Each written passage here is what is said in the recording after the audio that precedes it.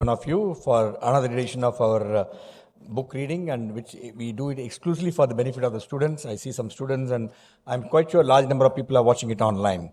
Before I call upon the distinguished speakers for this evening, let me have the privilege of just sharing with you what's happening in the next few days so that you don't miss them. 23rd, that is on coming Tuesday, we have a talk on India 2024. We have three outstanding speakers, Mr. M.K. Narayan, former National Security Advisor, and Mr. Narayanan is a former Finance Secretary and advisor to the Prime Minister of India. They'll be sharing the insights, what's happening. Dear students, our auditorium is very sensitive. Even whisper I could hear. So only whisper or talking, only speakers and me can do. You have to only listen. I hope you understand that. Thank you. Thank you for understanding. Then on the 24th of January, we have a talk, the 4th Narayanan Memorial Endowment Lecture, Lessons Learned in a Disruption. We have an outstanding speaker. We already have enough bookings. If you want, please do book your thing before coming. Gopal Vittal, MD and CEO of Bharati Airtel, is going to be coming thing because he's a person whom at least I'll walk miles to listen to him. Then we have a competition on 3rd of February for the young managers competition. Then on the 10th of February, we have MMA Annual Convention 2024 on the theme India 2047, Leapfrogging to the Future. This is happening at Hotel Taj Coromandel. This is a paid program which is already sold out. For the thing, we have more than 600 nominations already sold out. And we have got some outstanding speakers again lined up for this in the inaugural session. We have Anant Nageshwaran, Chief Economic Advisor, talking along with Vinny Mahajan, who is Secretary to the Government of India. We also have Rahul Maple, Harsha Vijay, Santrup Mishra, who is the HR head of Aditya Birla Group. We are lined up some outstanding speakers, including we invited Mr. Jaishankar. Is likely to confirm, we'll wait. So we have some outstanding speakers lined up. Please, you're not able to come, not to worry. It's all webcast live that is available to everybody.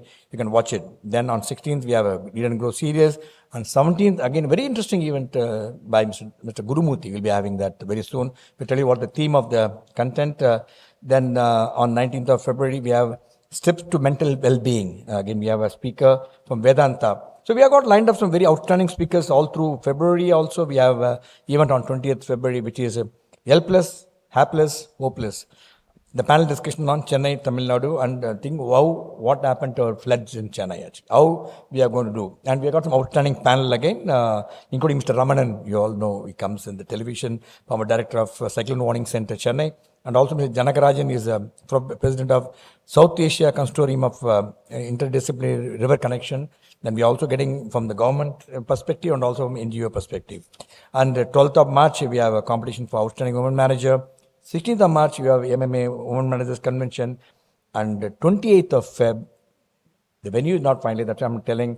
The MMA Amalgamation Business Leadership Award has been finalized. This time, the recipient of the award is Mr. Chandrasekharan, Chairman of Tata Sons. He has also accepted to receive the award from MMA and is given the date as 28th of Feb. So we lined up some excellent events for you till 31st of March. And coming to today's event, Read and Grow. Why we do this? We strongly believe if you are a reader only, you can be a good leader. And the reading gives you a lot of help because I read one of the other speakers shared, not only reads, he said, start writing. When you start writing, you start thinking. When you start thinking, your mind thinks, yes, you are doing some work. Otherwise, the mind becomes redundant and doesn't respond to all your thing. That's why not only you should read, you must write, and it make you think. I can assure you, if one of you, I call them over, sit here and make you write something, anything of you. Many of you will say, sorry sir, I have a dental issue. I'm going to pull my tooth and it'll be out of this place. Why I'm telling you, I've seen, because we all sit and write. When we write, we struggle. Even today we have to write synopsis for something which is very complex, me and Venkat. Struggling what to write, how to write, unless you keep thinking, redoing it. You can say ChatGPT. ChatGPT will let you down very badly, actually. Sometimes you can use it, but you can't use it all the time. But you have to do that. That's why we do this is Read and Grow is for people to read and also understand some of the subject which is very rarely you come to know, and we three outstanding panel who are going to discuss this. And today the topic is Drive, the surprising truth about what motivates us. I really do not know what motivates us. Many a time, what motivates you is to come to office one on the other. But many people think that doesn't motivate you. What motivates you? Maybe a lot of happiness what you get out of motivation. I strongly feel what motivate me is to, when I get back home, you must feel like, okay, next day, office. That's what Bharati Airtel CEO spoke when he came here. When he gets home after the work, he feel looking forward to go to the office next day, because that is the happiness what he get working in the office. You may call workaholic, whatever it may be, but that is what is the reality life. Ladies and gentlemen, we have, as I mentioned, we have an outstanding panel here. Please put your hand together to welcome Mr. Ramaprasad, Director of CADD Center. He'll be in conversation with Mr. Bhargav Sundaram and Madhu Raghunath. May I request you please take your place on the dais, sir.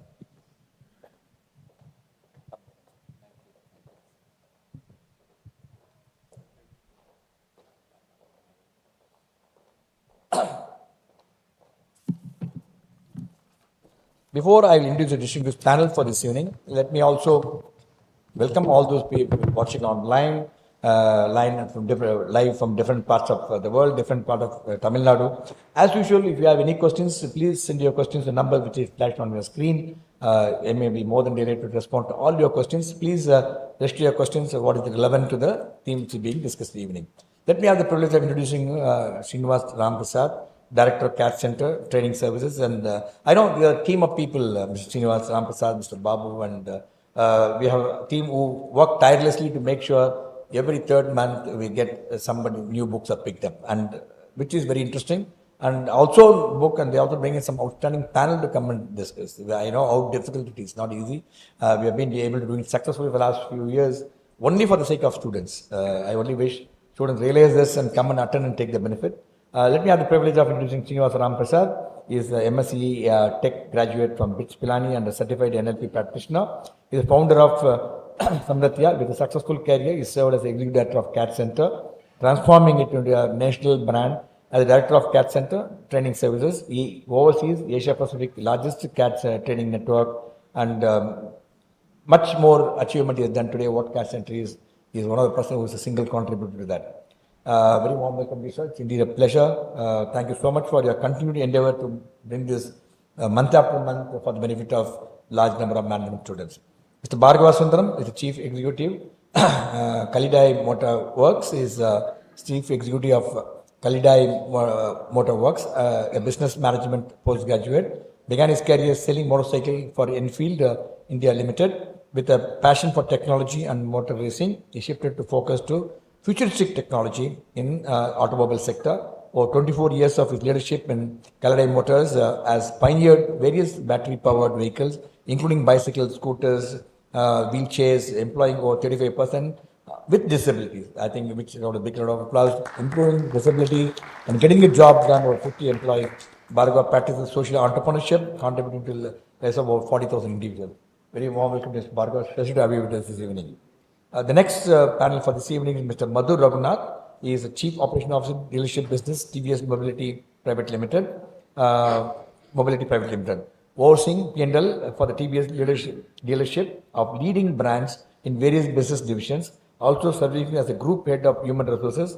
Madhu is a qualified HR professional, has over 12 years of experience with TVS Mobility and over 40 years of experience with Unilever. We always believe anybody who worked in this Unilever, it must be an outstanding individual, outstanding. Otherwise, I mean, Unilever really rolls out CEOs, but I also say Unilever also rolls out so many HR professionals. They are extremely very good. A certified coach, he emphasizes meticulous execution, care for the people, empowerment within the organization. Madhu is also proactive and forward-thinking approach, aligned with his belief, thinking ahead, acting ahead, and getting ahead. Thank you so much. Just a panel for this evening. You know, what a fantastic panel we are. I think we all should give a warm round of applause to welcome our panel for this evening. Now, I hand it over to Mr. Ramaprasad. Take it forward. Over to you, Mr. Ramaprasad. Thank you, Group Captain Vijay Kumar, for this wonderful introduction. And thank you all for applauding and motivating us. So I chose this book by Daniel Pink because Daniel Pink was also born in July, like me. Okay, I was just joking. I came across this book called To Sell is Human. Okay, so I am very passionate about selling. Then I came across this book called Drive, which was released in 2009. And he fundamentally challenges the conventional wisdom of motivation. I thank all of you here who have come here all the way to listen to us. I'm wondering what really motivated you. Probably by end of this 1 hour, we'll clearly understand the nuggets from this book, which is not a thick book. It's a very thin book, 200 pages book, which you can read. So he starts off the book with the experiment done by one scientist called Harlow, who puts a monkey into a cage and then gives the monkey a problem to solve. Basically, the monkey has to remove a nail and open a clip. That is the problem. Unlike the normal motivation theory of carrot and stick, he doesn't give anything. And he thinks that monkey won't do anything. But to his surprise, the monkey started solving the problem and started repeating solving the problem, which indicated that it's actually enjoying solving the problem despite not being rewarded. So that was the first start. Okay, there is something more other than reward to motivate people. So that is one example he starts off with. Then he goes on to build with another example. In 1995, there was this encyclopedia called Encarta. Have you heard of it? Encarta? Microsoft Encarta. It's no longer existed. At the same time, it was asked, like after 15 years, which encyclopedia will be more popular? Encarta, which is supported and paid by a profitable giant like Microsoft, or something else. Today, which is the most popular encyclopedia on digital? Wikipedia. And do you know, none of the contributors of Wikipedia are paid. So they voluntarily contribute to the Wikipedia, and it's the largest encyclopedia available today. So these two examples are the leading to the conclusion that there is something more than reward and punishment for us. So he divides the book into two parts. The first is what motivates us? Motivation one. Like we are all human beings. Early years, our only objective is to survive. Survival was the main motive. So there was nothing much. We need to preserve ourselves. So survive, eat, wear clothes, have a shelter, and procreate. That was the main activity. Then came the Industrial Revolution, where the industries start coming in, and where humans became part of a factory. And in factories, if you look, it's all monotonous work. People start doing the same thing again and again. So for monotony, they devised a motivation strategy of carrot and stick, which is nothing but give incentives if you produce more, and if you don't come on time, punish. So reward and punishment was the methodology or strategy used to motivate people at that time, and it worked very well when there is a monotony. But today, we are in a knowledge economy where creativity is more important. People want their own time and they want to do their own stuff. People no longer read. They want to view YouTube. They want to listen to audio. So things have changed. So will carrot and stick still work? The answer is no. So what really motivates us today? So that's one of the key takeaways he comes up with. So there are two types of behavior. One is the X behavior, which is based on extrinsic factors, and one is the I behavior, which is based on intrinsic motivation. Extrinsic is nothing but getting a reward for doing anything. So I am going to work every day. Like he said, is it for salary alone?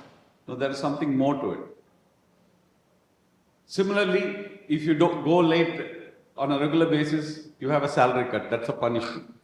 But that doesn't work any longer. So you have something called as intrinsic motivation, which comes from within, which is all about creativity, creating innovative solutions.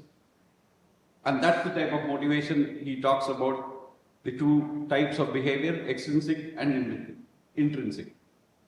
Now, this is driven by three key elements which is covered in part 2, namely what he calls as that self-determination theory. People want to be competent, they want to be independent, and they want to be related.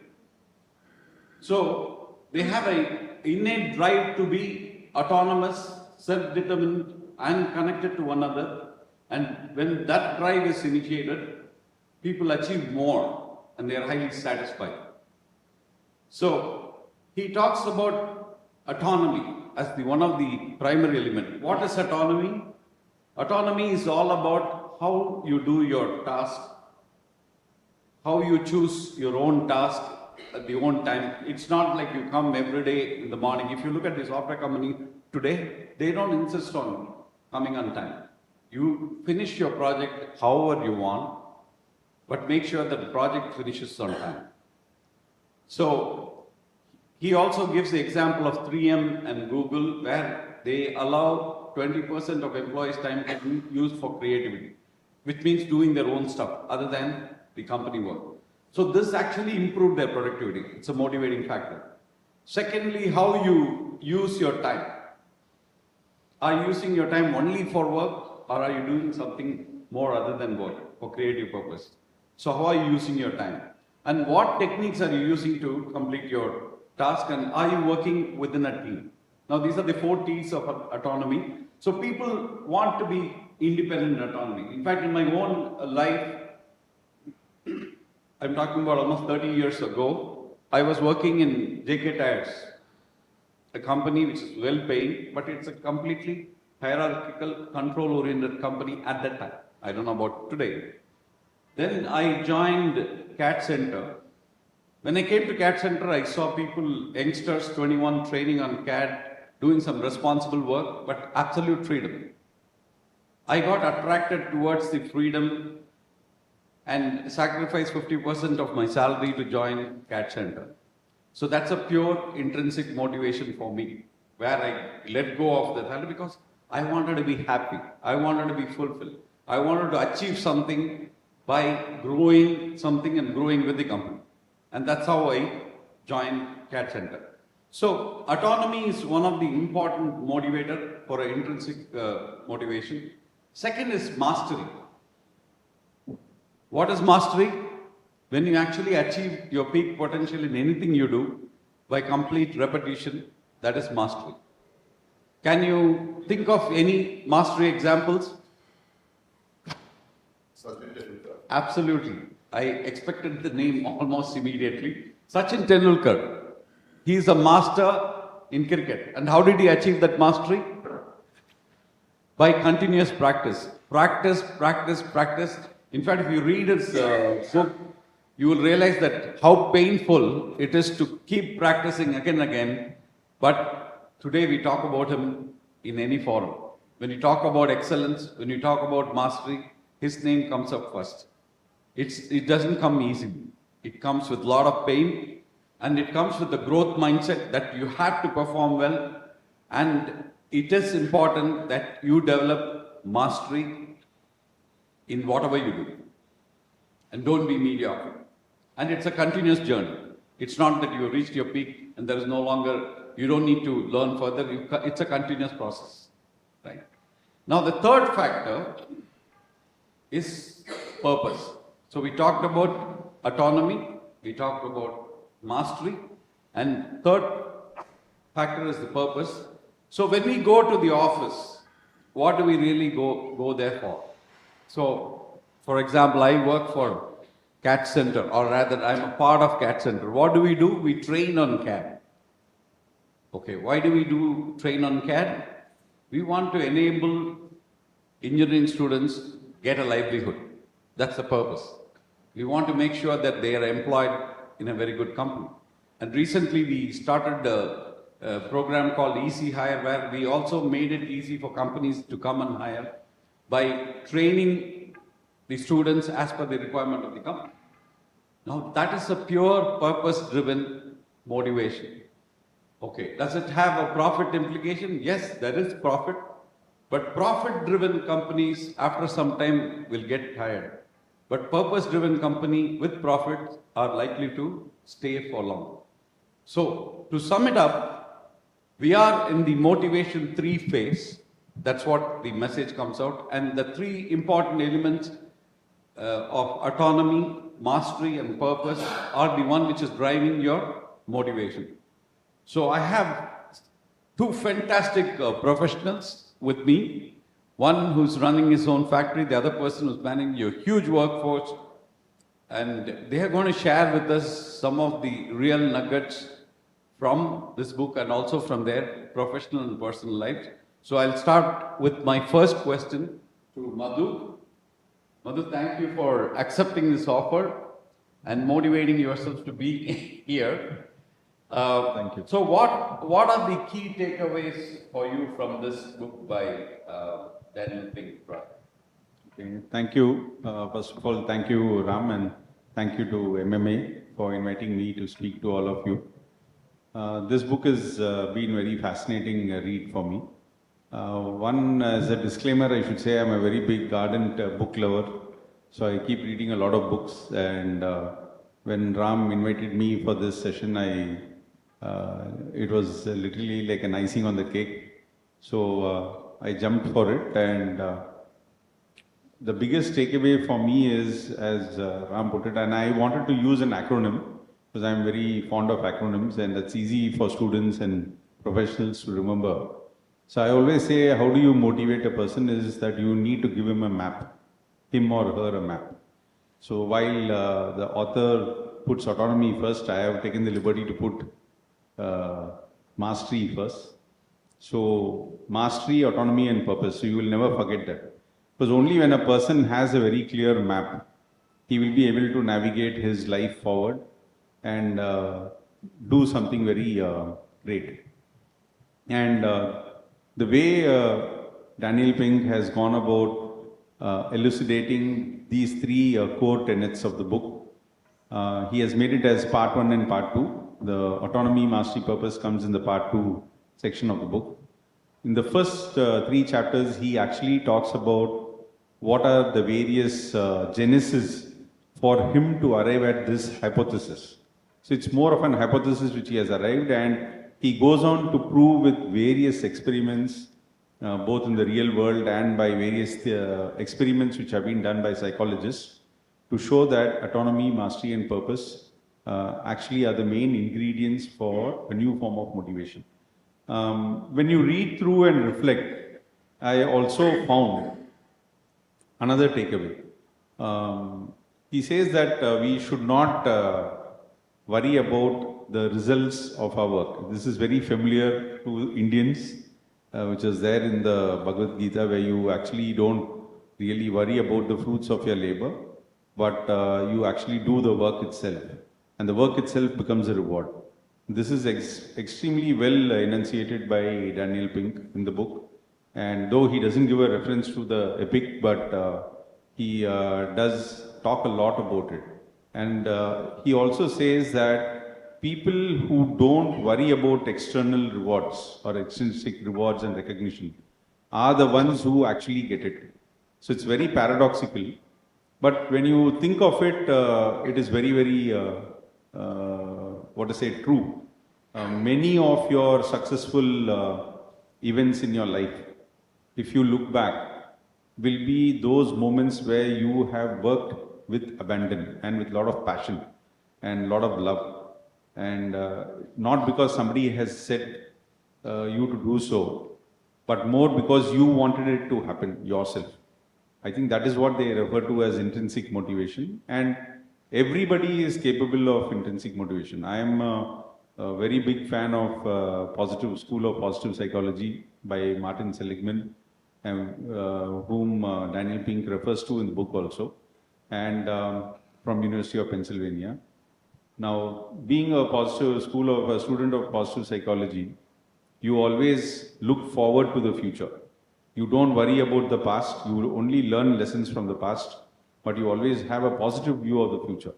So I feel that every individual is capable of tapping their intrinsic motivation, and they can actually distinguish themselves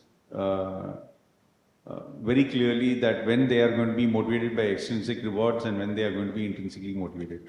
I think if that awareness is very, very strong, and Daniel Pink has given a lot of tools in the book in the form of toolkits. If we are able to go through those tools and utilize some of them in our life, I think we'll be extremely successful. For me, these are the main takeaways from the book.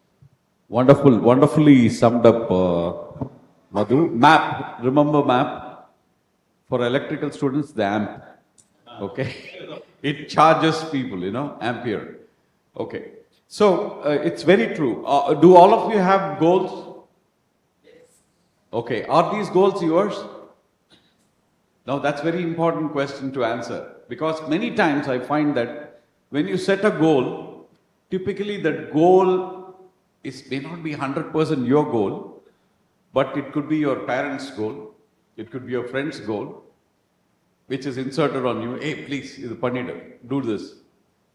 So, if you have your own goal and you achieve it, the intrinsic motivation is very well. Now, I come to Bhargav. What has been your experience with the book and what are your key takeaways?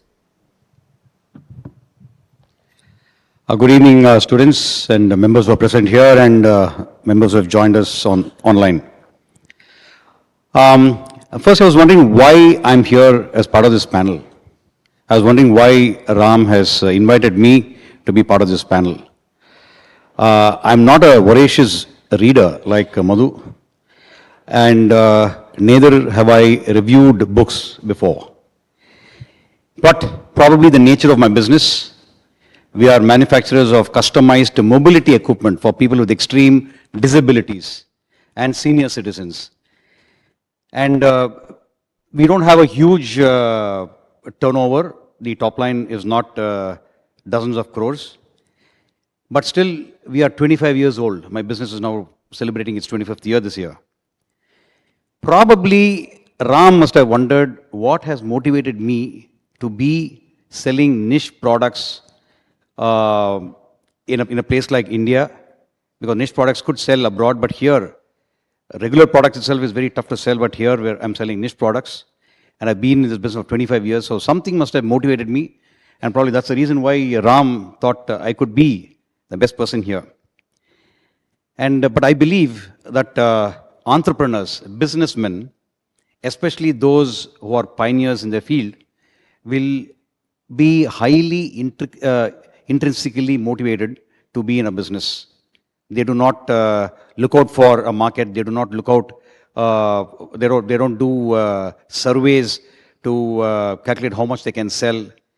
So pioneers are those who just come there with a gut feel and with some dream. So probably that's the reason why I'm here. And as far as the book is concerned, as Ram was describing what intrinsic motivation is, intrinsic is anything other than what people give you to do the job. It could be salary, it could be incentives, it could be commission, whatever it is. If you are going to do a particular job very happily without looking for incentives, assume that you are being paid what you actually deserve. Say 20,000 rupees, 30,000, whatever the salary might be per month. And if you're expected to work just for that. And then, if you love doing it, irrespective of whether your employer is paying you an incentive or a reward for working better, if you still, just out of your own volition, if you perform very well, just because you love what you're doing, that's intrinsic motivation. And if you're going to be expecting rewards for your performance, then that is extrinsic. The drive, the book, The Drive, the surprising truth about what motivates us. This book. It talks about what motivates a person without the rewards. How a person can develop himself and do very well in whatever they do without being rewarded externally by being rewarded, monetarily rewarded with an incentive or whatever. And this book, it's a very simple point, a subject, that is what motivates a person from within. And this person beautifully takes the narrative, explains what intrinsic motivation is, then goes into depth of how intrinsic motivation can be provided to different individuals and teams.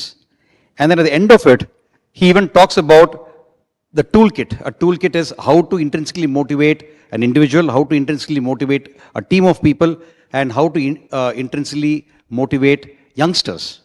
So it is, I would call this a manual of intrinsic motivation. It's a must read for all youngsters, especially when you're just going to take off in your careers. This book, I think, is a must. And as far as takeaways are concerned, I have basically three takeaways. It talks about using the creativity and imagination of an individual. Everybody has varying degrees of creativity and imagination in them. The employer or the boss must make best use of it. And when a person's when a person is allowed to use his or her creativity, it gives a lot of satisfaction for the person to perform very well. So, allowing a person to be creative is one takeaway. The other one is the autonomy.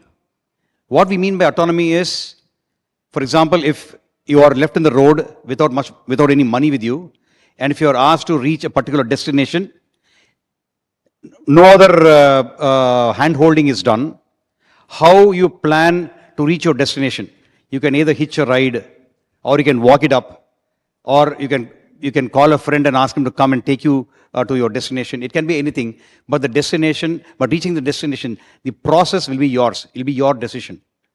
You're on your own. You will have to come out with some creative thinking on how you're going to make it to the destination. I remember one of my friends, when the late Chief Minister M.G. Ramachandran, when he expired, this person, there was a lockdown. There was a lot of unrest everywhere.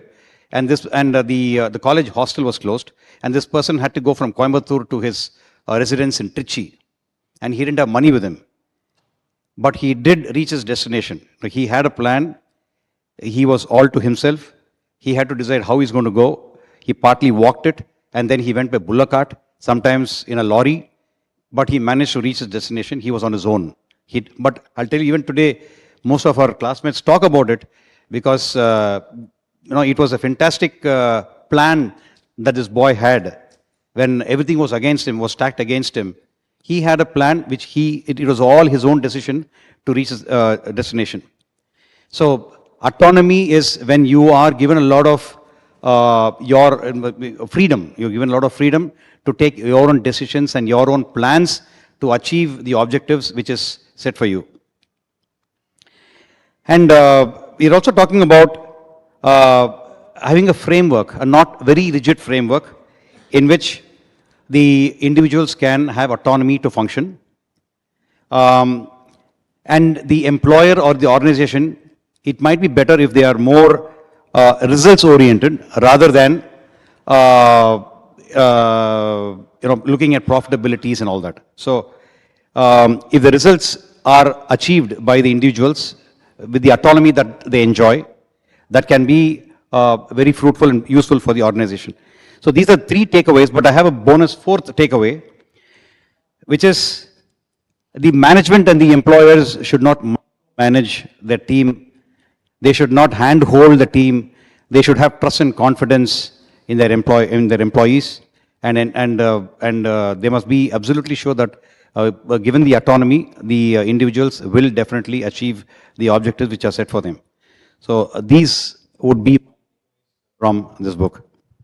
Thank you, Bhargav, for summing it up. So you're strongly supporting the autonomy. I think that's what came out very strong, other than the takeaway. So I come from a sales background, and you know how much incentives play a big role, right? But he says incentives may not work favorably after some time. So I want your views on, since you are in the thick of business and in the mobility business, how relevant is this carrot and stick principles in today's world? Daniel Pink very clearly states there are two forms of work, and that's very nicely explained in the book. He calls it algorithmic and heuristic. So algorithmic work is and incentives are more tuned for algorithmic work. What does he mean by algorithmic work? Is there are a certain set of rules and the outcome is very clearly known to the person who chases those outcomes, and there's a very clear path. So rewards, as per the author, Daniel Pink says that narrows our focus and we are able to quickly chase the target and chase the outcome. So whenever you are having a task which is algorithmic oriented, which is not in the creative sphere, which is not something where you will have to be given a lot of autonomy, but you have to do some completion of activities. Their rewards would tend to work in the short term, and that's his hypothesis. Author says that in the long run, people might tend to lose interest, and we see that happening in the real world. So sometimes you will be wondering that you create some fancy incentive programs, but people are not actually interested in pursuing those incentives, and we'll be left wondering as to why they are not taking this money which is given to them. Maybe they find that too boring, or it might be too sort of a fatigue for them, and there'll be a incentive fatigue for them. And then the mind starts to rationalize, saying that so much of incentive is enough for me. So they actually don't chase the incentive. So what he says might sometimes happen. So that is where for algorithmic work, where especially many of our sales outcomes are very clear in terms of algorithmic, you do this and you get this. See, he calls it as the if-then rewards. He says that if-then rewards are particularly demotivating, and sometimes it leads to unethical behavior. Not sometimes, he says many times leads to unethical behaviors. People tend to cheat. People tend to do a lot of frauds in terms of achieving those outcomes just because they can get those rewards. The other one is the heuristic work. When he says heuristic, it means that there are no strict hierarchies. It's like more of using your creative intelligence to accomplish a task. It's the how part of accomplishing a task is left more to the individual rather than a set of rules. I think for those type of work, definitely a incentive-based reward system would not work. He says we'll have to really get people to be inspired. We'll have to make the work so exciting for them that the work itself sometimes becomes a reward for the person. And there are many instances where we have seen it. You spoke about Wikipedia and Encarta. I think Wikipedia is a very classic example where thousands and thousands of people contribute to Wikipedia and they don't earn anything out of it. But they feel happy when they see their work being uploaded on Wikipedia. So they can identify it, even though the whole world cannot know that it is what who has written. Nobody knows who's the author of the Wikipedia.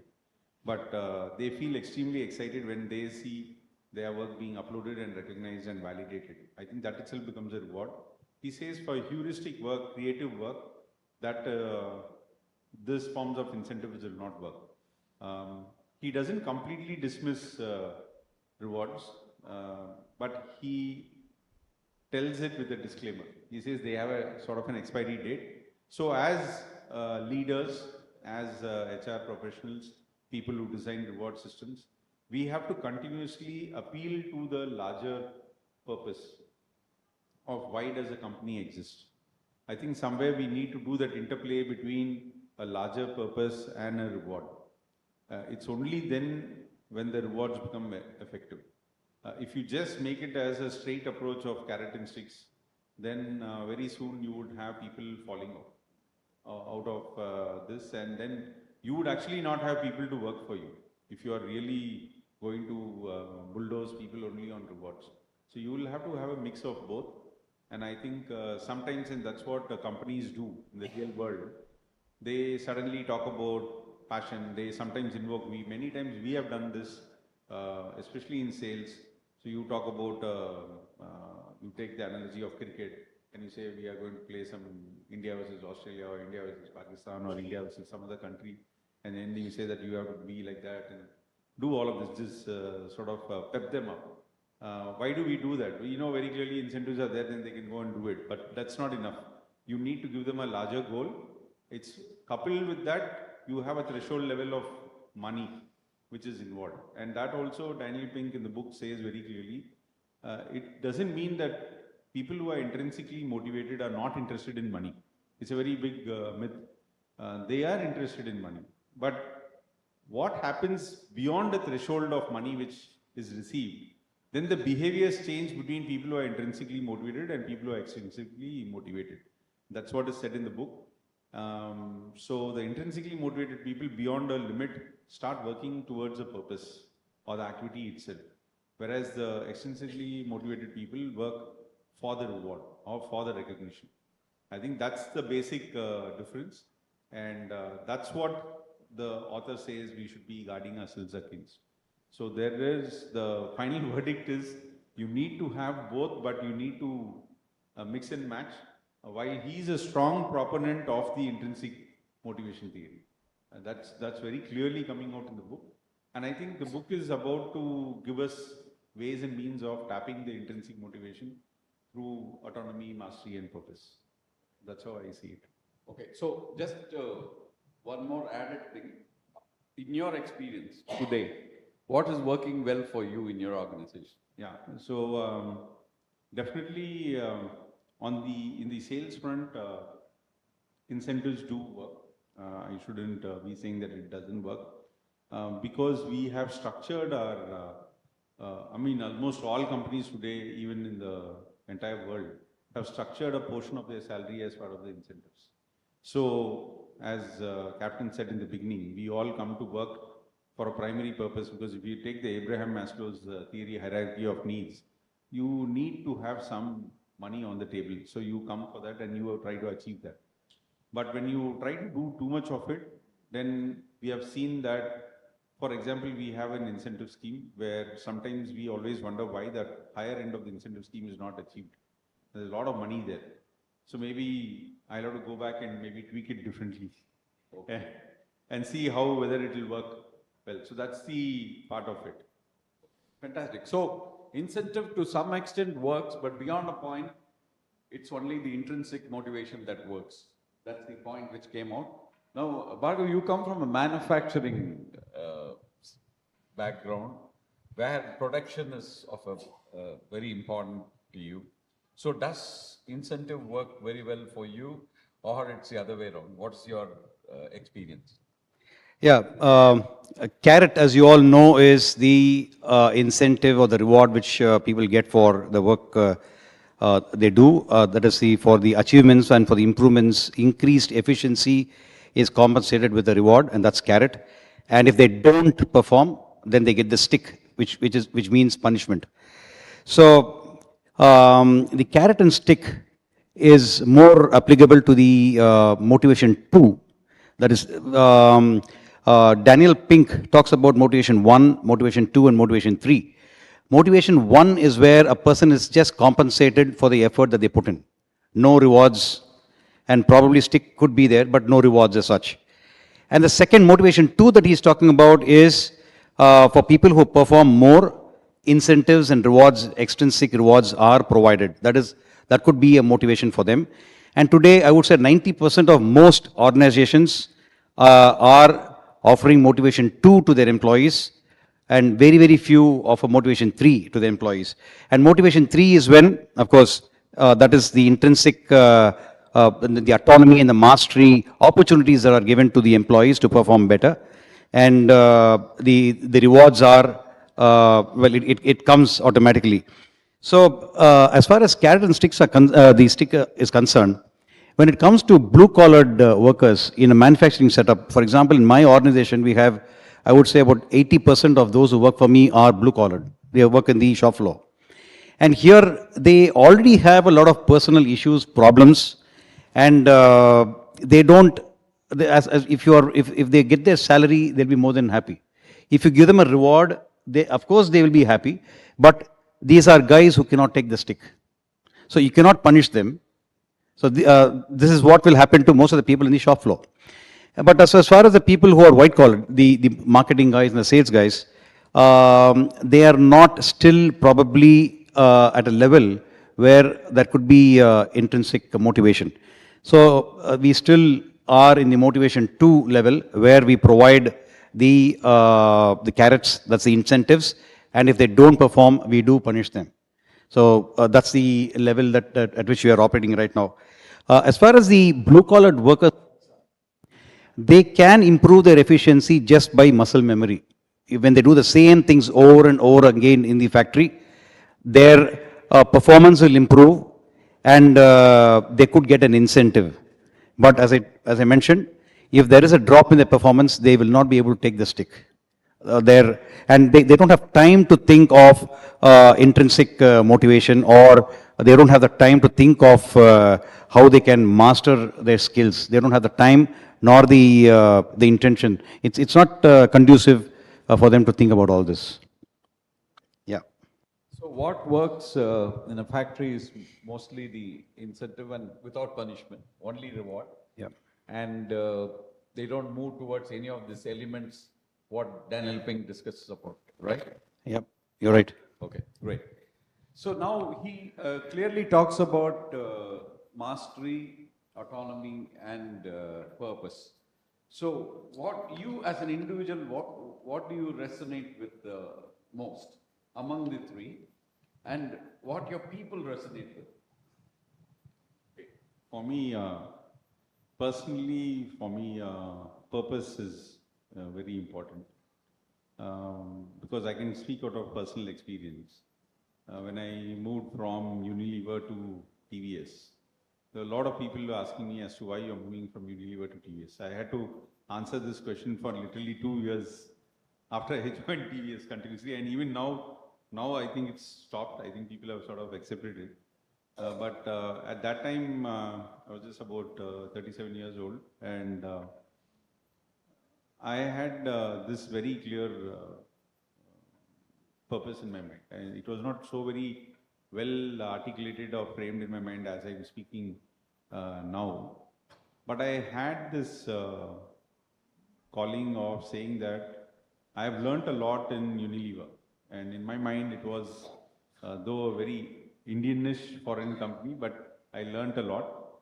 Now I have got an opportunity to give it back to a homegrown Indian company, where whatever I have learnt, can I make an impact on the lives of others, of the underprivileged, because that's where our main audience set is, our entire set of people who are, say, less fortunate than people in larger, richer companies or richer environments. So this gave me a wonderful opportunity to go and impact lives of people. So now that was an overriding purpose. So once I had this in my mind, the rest of all the troubles or pains or the downtrends which I had to face all sort of faded away. And even today, that is my calling. So now I have reached a stage where I'll be able to not only just learn the business or develop, but I can actually get to a level where I can contribute in a very significant way. So that propels me even further. Can I make a much more bigger impact from the way I work? Because for me, the entire world is about work and home. So my significant impact would be at the workspace through my own policies, decisions. How do we hire people? How do we bring in diversity? How do we bring in more diverse talent into the work stream? How do we develop and help people who are working with us? And when we do all of this, that itself automatically motivates. So you start then getting into mastery. And fortunately for me, I've always enjoyed a lot of autonomy. And I also make it a point to drive these three elements across in my workspace. So I insist on the first thing on fundamentals. I call it fundamentals. It's called as mastery here. I think we need to be extremely thorough in what we like to do. So if you like, say, law as a career, then you need to be the best in mastery. You have to attain mastery in that. If you want to, and mastery is not easy. Mastery is going to be painful, and mastery is going to be, it's in the mind first. So that's what he says. The three laws of mastery is mindset, and it is pain, and it is asymptote. Now, asymptote means it's like algebra. That's what he says. A line which never meets the target line. So you are always going parallel. So it is something like tomorrow.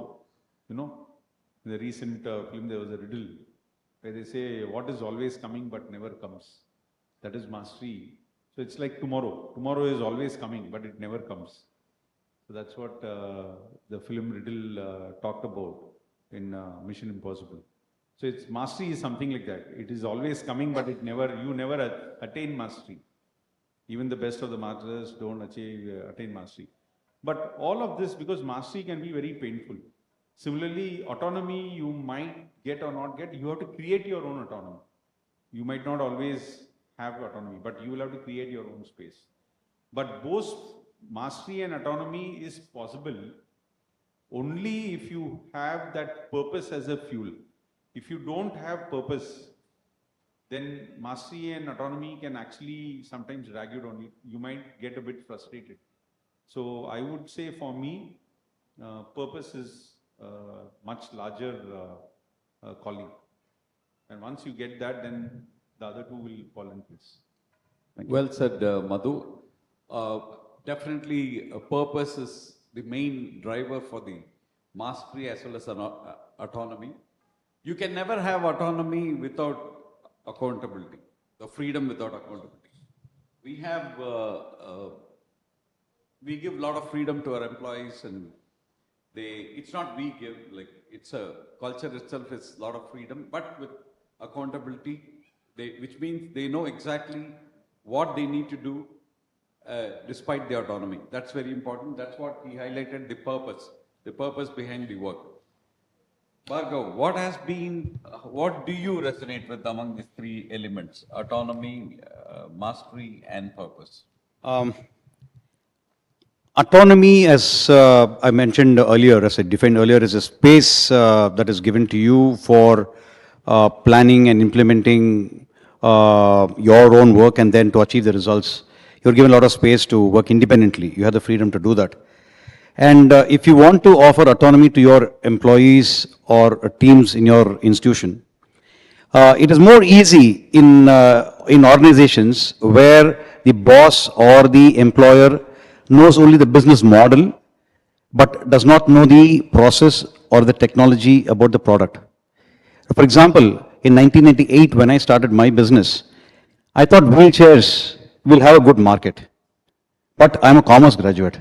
I didn't know anything about the technology, how a wheelchair can be fabricated.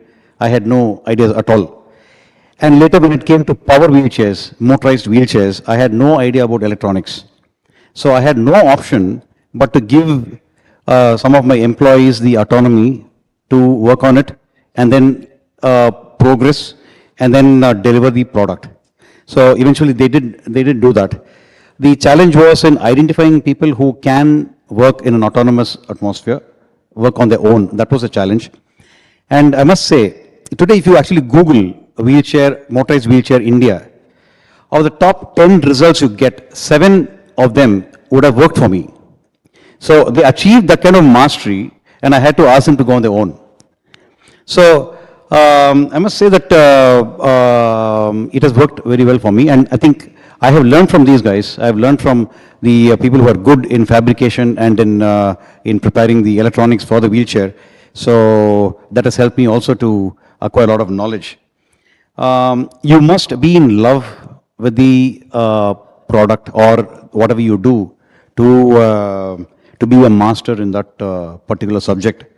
And the person who really loves what he's doing, as Madhu was saying, he will reach a very high level, but will not be a complete master ever. It will be a lifelong process to learn. As far as purpose is concerned, purpose is why your business is first existing. Why did you start your business? So that's the purpose, the overall objective of the organization. And we were there to provide solutions, mobility solutions for people with extreme problems. We wanted to put a smile on their face. And those very talented employees who joined us but did not understand the purpose, they quit. So it is important that the purpose of the organization is very well understood by talented people who can work autonomously and acquire mastery. Wonderful, wonderful. I think the message is loud and clear. Purpose drives mastery and autonomy eventually. So we are almost at the end of the program. I want your concluding remarks for the audience based on this book. Then we'll go on to Q&A from the audience. My only request is, I would request all of you all to read this book, because this book has a lot of nuggets, and I think it will be interesting. And the way you need to read this book is you will have to go back and forth, because when you read the first part, when you are reading the second part, the second chapter and the second part, you might have to refer back to some of the earlier parts, because there would be some references. So please do read, and in general, please develop the habit of reading. It's extremely important. Many people today, even we are sometimes forced to go digital. But when you pick up a book, you are able to make connections, and there are a lot more connecting the dots possibilities which happen. And you can also quickly refer back. Scrolling is actually very painful, but turning the pages is much more easier, and it gives you a different feel. So please stay with the paperback books or the hardcover books. They are really exciting. And develop and inculcate this habit. Initially, it might be a bit difficult, but you need to set aside certain time. So like how you set aside certain time for your other activities, just set aside about half an hour time every day, then it will slowly, once you get addicted, then you don't need to worry. Then you will not stop reading. You will continue to read. That's the message. And please do read a lot of messages in this book. Map is one of them. So don't forget your map. Thank you. Thank you, Madhu. And so reading is something which we need to inculcate and continue. Bhargav, your concluding remarks. 5 to 10 years from now, I think all employers would be following this motivation 3, that is the intrinsic method of improving the efficiency and productivity of employees. So I think the students present here and the employers who are here and who have joined us online, I think you need to seriously consider reading this book. See what intrinsic motivation means, and I think you should all provide enough space for these people to blossom using their own creativity and imagination. I think it will give immense satisfaction for the employees, and they will definitely be very efficient when they work. So do read this book. I think it's available on Amazon, on Audible, so I think do read it. Thank you. Thank you, Bhargav. So we go on to the Q&A now. The first question is from Pooja of Sri City. Is it online or? Online. Okay, all are online. Yes, anybody here wants to ask? Anybody who has question from the audience? If not, we'll go on with this. So have you observed any cultural or industry-specific nuances in the application of autonomy, mastery, and purpose in the workplace? Have you observed any cultural or industry-specific nuances in the application of autonomy, mastery, and purpose in the workplace? I think very nice question. I think culture plays a very important role in how do we look at autonomy and mastery and purpose. Now, many of our the companies today, especially the multinational companies, have a stated purpose. Many of the Indian companies have also started doing that, a company stated purpose. Now, the book actually refers to the purpose at an individual level also. So the challenge for the organization is how do we marry the individual's need with the organizational need. I think that's where leaders and HR people, facilitators would need to bridge that gap. I think that's one very big puzzle which we need to continuously keep solving, because the organization's purpose to align with the individual's purpose. So it should be in sync or somewhat in track so that we are able to harness the potential of the individuals. And definitely culture plays a very important role again in autonomy, because we are more, we are not used to being autonomous. And in fact, at some point of time, the two psychologists, Deci and Ryan, who did a lot of extremely big work on intrinsic and extrinsic motivation, they have actually coined the terms autonomous motivation and controlled motivation. Autonomous motivation is when you do work for your own self out of your own volition and happiness. Controlled is you are doing that work because somebody else has told you to do so for a particular outcome.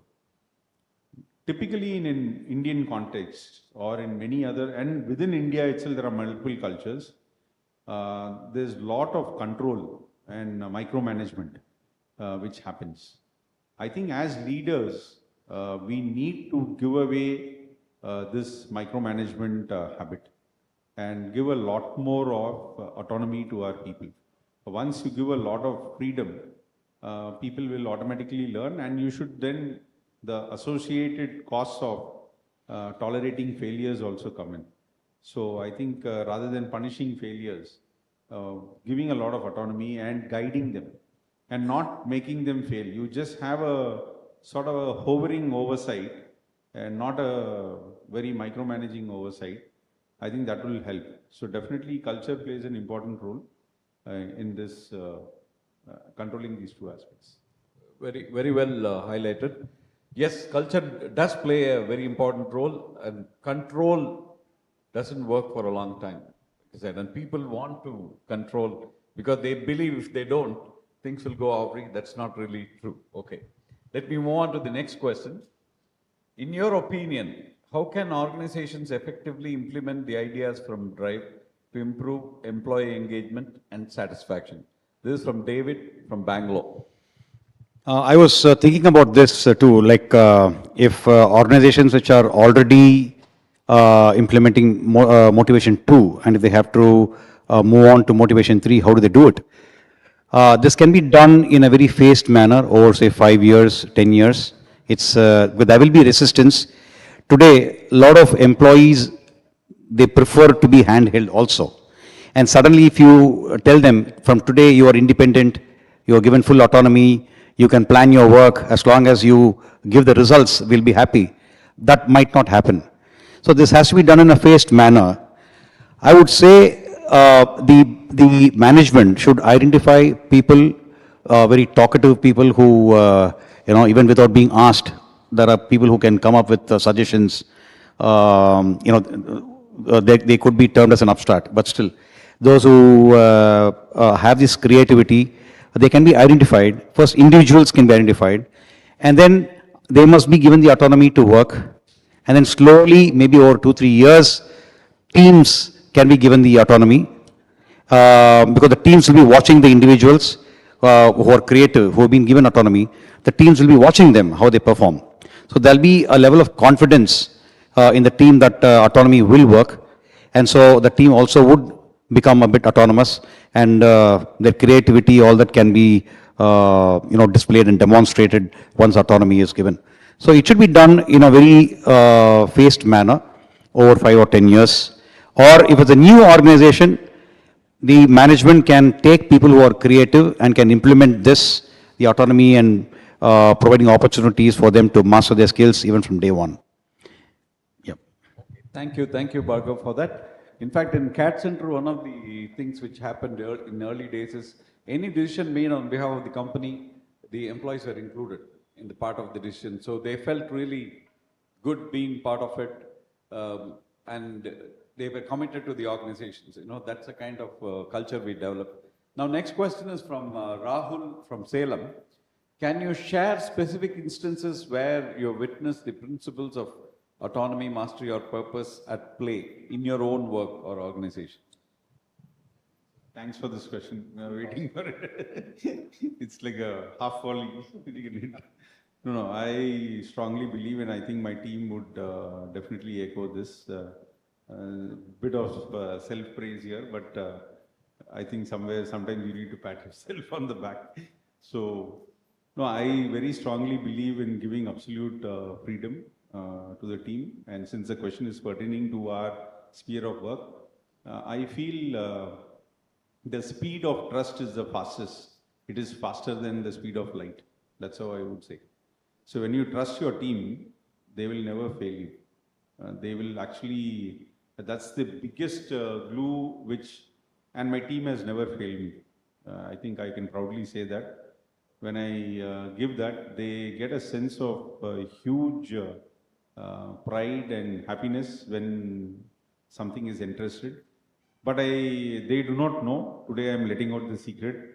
I always keep a watch at the corner of my eye to know that I should not allow them to fall. So I sometimes know when the fall can be a bit light, I allow them to fall because they need to learn. But I don't allow them to get grievously injured. So I'm there to back them up, and I don't allow them to have some very great injuries. Otherwise, extremely happy to give a lot of freedom. And in return, I have got a lot of results from my team. Absolutely. And that is because autonomy was given. And here the order is slightly reversed, and that is the reason now I understand why Daniel Pink has put autonomy first. And when you give autonomy, you automatically, the person takes on the responsibility, he starts attaining mastery because we ask certain questions. So they go deeper into the subject. I think now I understand the reason why A was put first and AMP. And purpose is an overarching thing. So you need to keep, as a leader, keep talking about why are you doing it. So I draw a reference from another one great author called Simon Sinek. He calls it the golden circle, where you explain the why, then the how can actually easily happen. So when you tell your team as to why you are doing it, the purpose is very clear, then, and you give them the autonomy, I think that is the greatest rocket fuel which you can give to your team. And team has never failed. Rahul from Salem can take it from me. I have never been failed by my team. I am very proud of it. Thank you. Wonderful. So you give autonomy and also ensure that they don't fall and get injured because of lack of mastery. Fantastic. I think that's a great culture, and that's how we develop people. So we'll have last two questions for paucity of time. How can organizations balance the need for structure and guidelines with the desire to provide employees with more autonomy? Now this is from Ashwini from Mysore.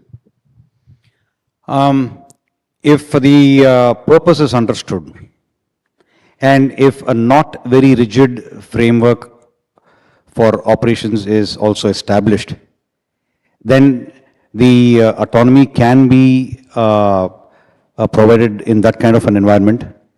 I feel as long as the processes, whatever the process can be, that is the process for achieving the results, which is taken by the autonomous individual or the team, as long as the processes are not illegal, as long as the processes are safe, and as long as it's not too expensive, I think these can be successfully implemented in any organization. So probably there must be a little bit of control, as Madhu was mentioning, to ensure that they don't fall and get hurt. So and ensure that all the stipulations are met. But otherwise, I think it's not too difficult to implement this autonomy, mastery, and purpose in any organization. Thank you, Bhargav, for that. So we come to the last question of the evening. For those who have asked other questions, we'll try to answer it later. This is from Jack, Bangalore. How do you think the principles of drive apply to remote or hybrid work environments, especially in the light of recent changes in work dynamics? There's a very good example given by Daniel Pink, a company in Australia called Atlassian, where they made this remote working completely dependent on remote working. So there was no, people need not show up in office for work, and that case study is there. And that company was extremely successful. It was a software company where they started on to take on the bigger companies. And definitely in remote working, this will work. In fact, the classic example is during the Corona period. when people were working from home. In fact, there were a lot of reports saying that people used to work more than what they used to work in offices, because they used to switch on their computers at 7 o'clock in the morning and go right up to 11 o'clock. And even I myself was guilty of it, because you tend to work more because you have lot more autonomy. You start having a greater sense of purpose and responsibility, saying that nobody is watching you, so I need to be more better. So it actually works in a very paradoxical way. And there's also case study of Atlassian and a lot of other companies, which is there in the book, which I think you should read, where this person experimented with no office timings at all. And people initially thought that this man was crazy. And then it actually worked very well. They are a very big company now. And he implemented this, like 3M, after a long time, he implemented this FedEx days, where one day off is given to people to do work on their own and whatever they would like. But after 24 hours, they need to present it to the whole company to show. And it was called FedEx days, because you had to deliver something overnight. That is why it was called FedEx days. Then subsequently it worked very well, so they started doubling it and they said, okay, we'll do it for 48 hours. So there are companies who are doing it. But again, it takes a lot of courage for the owners to completely do and abandon and do it. But the thing is, when you read these books or hypotheses, I think as leaders, my lesson is you need to take some principles of it and see how you can implement it in your workspace. Even small principles of these, if you start implementing in your workspace, you will get phenomenal results. And you'll have to do it, as Bhargav said, do a controlled sort of an experiment. And then as you become a master at doing this, you then loosen the reins further and further to get better results. That's how I see it. Thank you. Wonderful. Thank you, Madhu, and thank you, Bhargav, for the Last questions here in the room. Yeah. One more chance in the room. Anybody to ask? Anybody motivated to ask a question? Well, whenever you have an opportunity to ask a question, you should speak. And I always say this in all forums: don't lose an opportunity to speak up. When you get an opportunity to speak, when the mic is passed around, please speak.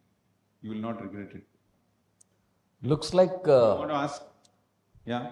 You want to ask a question? Please. Very good. Give her a mic, give her a mic.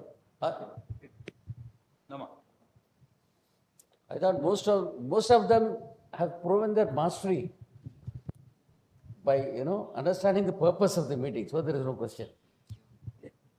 Hello. Please go ahead. I'm Namrata, and I specifically wanted to ask a question about implementation. So usually when, say, for example, when laws are being implemented, they draw influence from other countries. Sometimes implementing a foreign policy or a law does actually work properly in a different setup. So how exactly will you facilitate proper implementation of such drive, motivation, or purpose in a different setup altogether? And more importantly, how will, after implementing those elements, how exactly will you also align individual purposes and drives of employees, for instance, with the ultimate overarching purpose of the organization? Because ultimately, the idea of purpose and autonomy, individual autonomy, and giving people or employees free rein is very idealistic. You need to implement it properly in order to make it practical. How exactly do you achieve that? I'll answer this, and I'll also request Bhargav to answer and give his thoughts. First is on the laws part. I think we need to do a lot more consultation and socialization, as they call it. So it's a very long process. Many times, many leaders tend to bulldoze and push things in the cause of speed.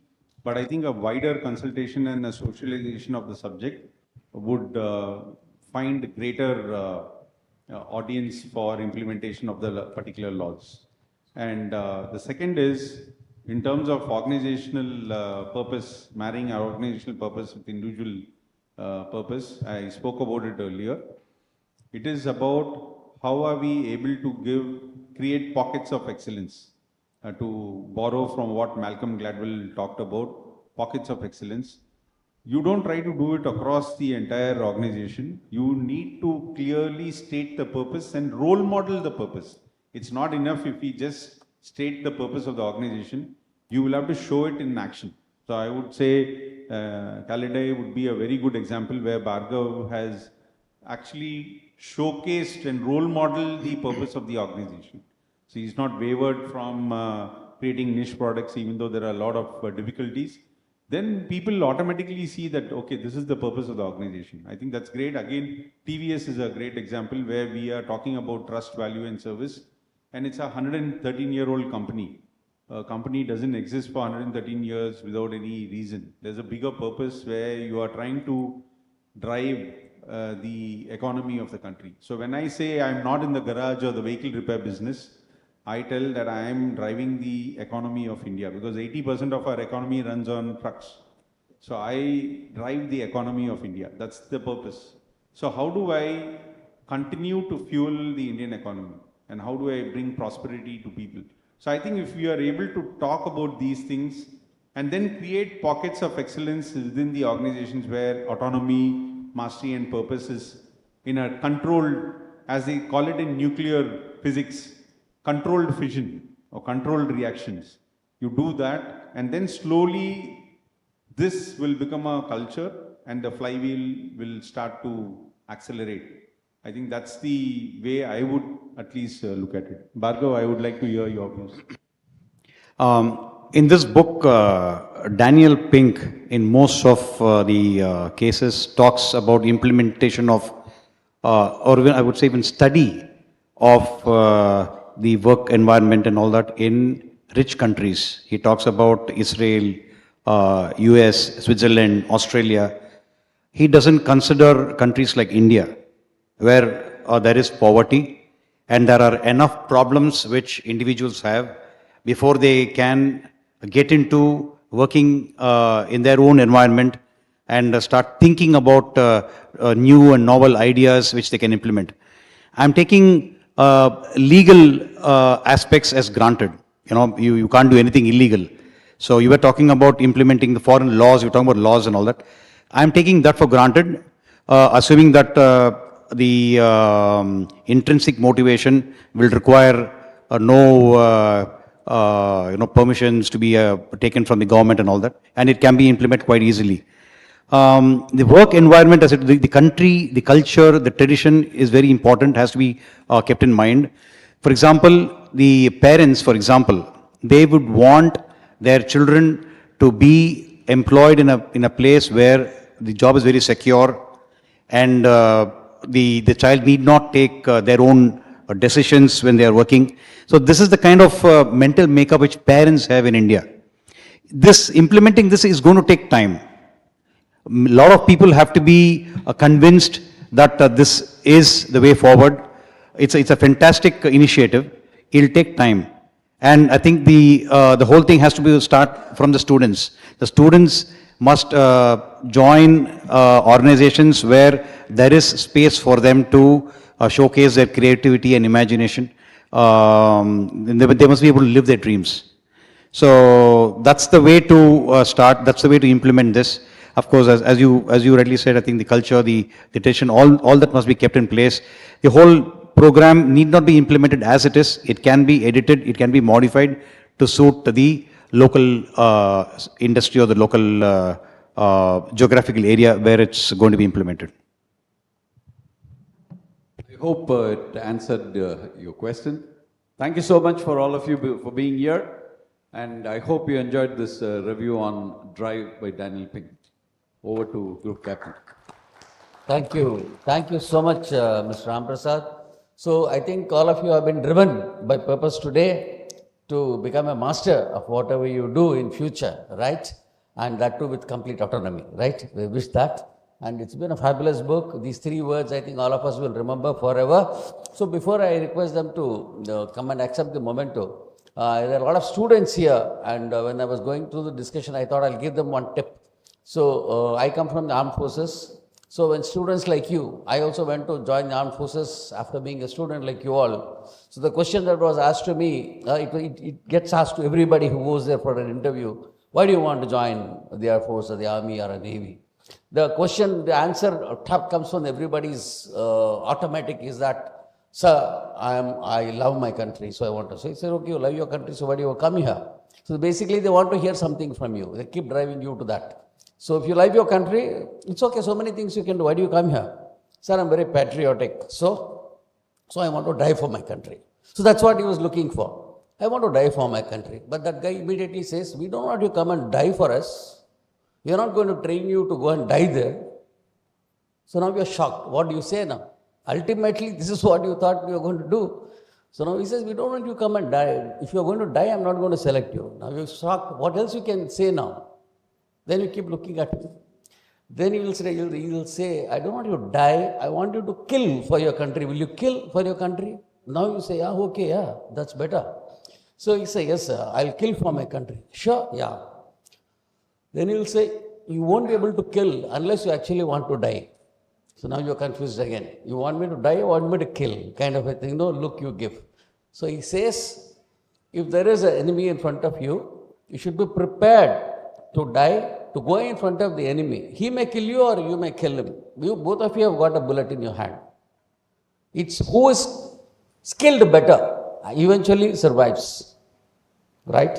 And you kill someone, not that you killed one, your homework is done, you come back. Now you go for the next kill. So you keep going for the next and next until you meet the purpose. What is the purpose here? The country has to win. So in that process you may get killed. That's okay. But you don't join for dying. So think about it. These things what I told, think about it from this aspect. I don't want all of you to go and join the army and die or kill or anything. I'm just saying what we face there, what has been told to us, how we get trained. So whenever you see a visual on TV next time, on a Chinese border or a Pakistani border is also not clearly laid down. But you see a group of soldiers fighting another group of soldiers. What are they fighting for? Is there a line there? There is not even a line there. What happens if he comes 2 feet inside? Why are they fighting? Why are they pushing that guy should not even come 2 feet inside? Is someone going to give him 10 lakh rupees if he does that? No. The salary that a soldier on the border draws is exactly what a postman or somebody in the railways draws. Nothing more. So what is it that drives him to go and fight on the border like that, pushing them with the rifles, saying that no, you cannot come here? Think about it.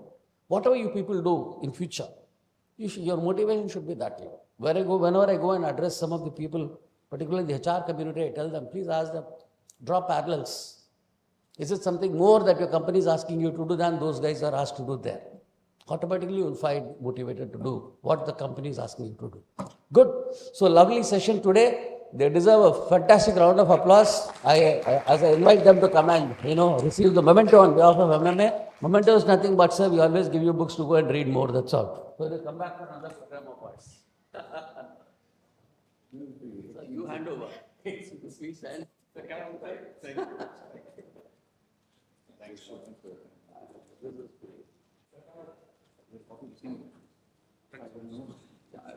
Oh.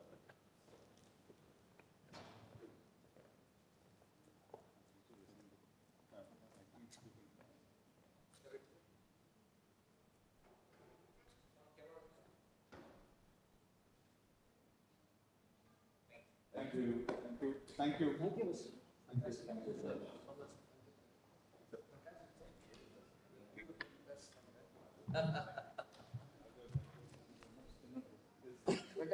Thanks a lot for being here. Let's keep more of. Sure.